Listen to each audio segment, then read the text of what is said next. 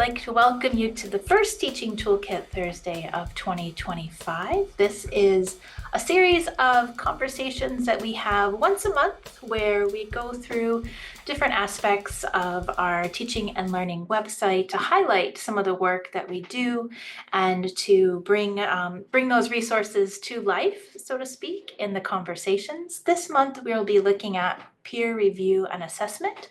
I'm joined by my colleague, David Jennings, who is minding the chat, along with our student partners, Staffin and Kayla, who have joined the conversation as well. You'll be seeing them more through the rest of the teaching and learning conversations, or excuse me, the Teaching Toolkit Thursdays this semester, and we'll be talking about that, what's coming up in a moment. But for this month, we're going to be chatting about peer review and assessment. So the format of the conversations is to start with just a little bit of scholarship and resources, and then we open up the floor for brainstorming and sharing. And looking at the names in the audience, I know we have some people that are very interested in peer review and scholarship and peer-to-peer feedback. So we're going to have a nice conversation.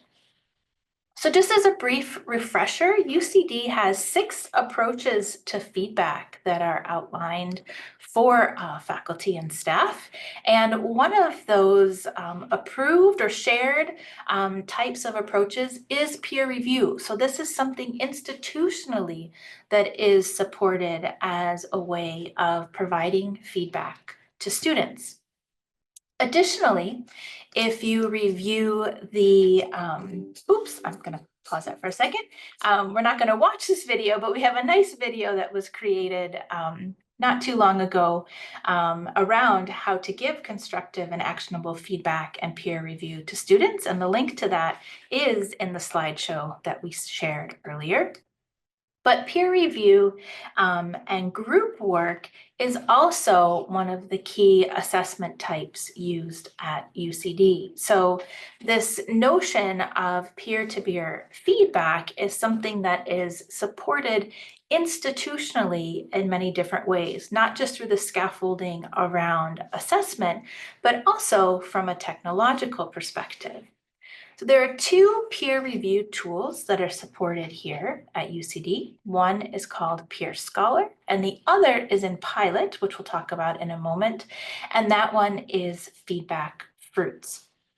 So starting with Peer Scholar, this has been in use for quite a while here at UCD. It is deeply integrated into the learning management system, into Brightspace, and there's quite a diverse and in-depth knowledge base around the use of Peer Scholar. Now, this session is not a technical session, so we're not going to get into the how-to on Peer Scholar, but just briefly, what Peer Scholar allows you to do is to create a handful of different environments for students where they can give feedback to each other in a scaffolded way. And the way it's most typically used is if students were writing an essay or an assignment.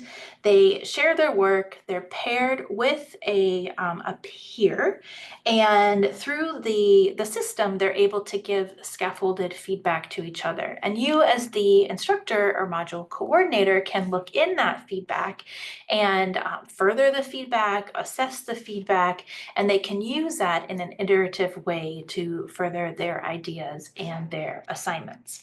As I mentioned, there's a whole knowledge base article and support in the detailed how-to around that. And again, looking at some of the names in the chat, I know we had people that have used Peer Scholar in the past, so we will certainly talk about that in the conversation. The next thing I want to mention is Feedback Fruits, and there was a pilot on Feedback Fruits, which started in autumn semester. That pilot is continuing this spring and is still open. And David will pop the links into the chat there if you're interested in joining the pilot.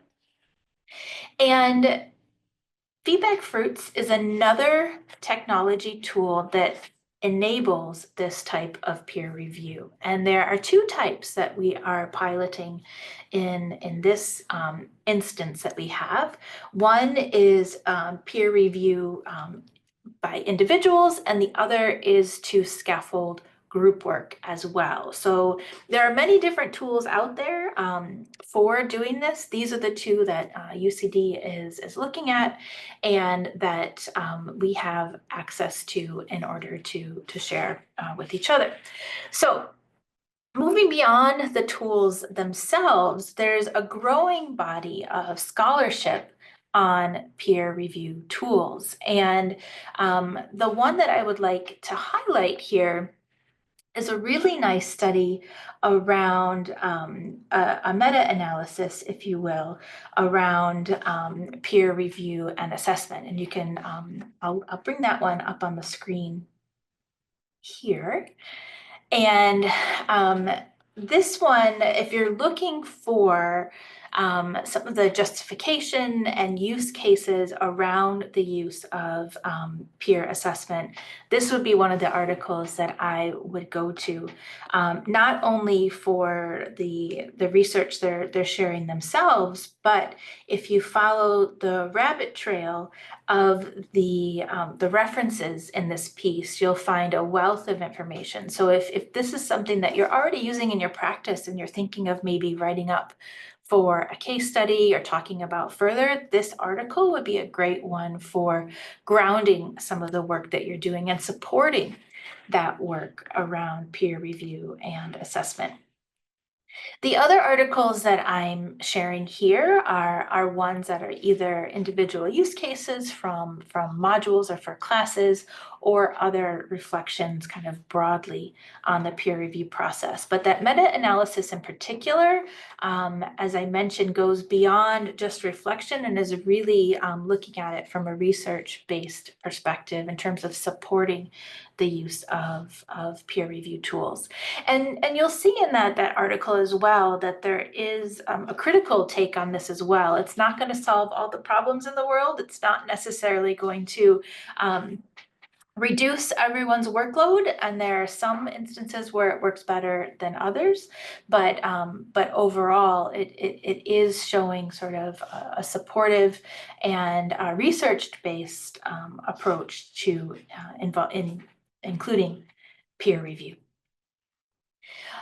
Another resource I wanted to share with you is this link from Eli Review, which is not a tool that we use here at UCD, but this is another one of the peer review tools that are out there, and they have done quite a bit of research and development around the tool themselves, but this is transferable to the work that we're doing in any of the these tools, similar to Brightspace or Canvas or any sort of tool is really just a vehicle. They're all doing the same things, getting us from point A to point B with little tweaks to what you see in terms of the interface. But the nice thing, and the reason why I wanted to point you to the Eli Review resources, is because the resources here are really focused less on the technology side and more on the scaffolding. So they have some heuristics around how you would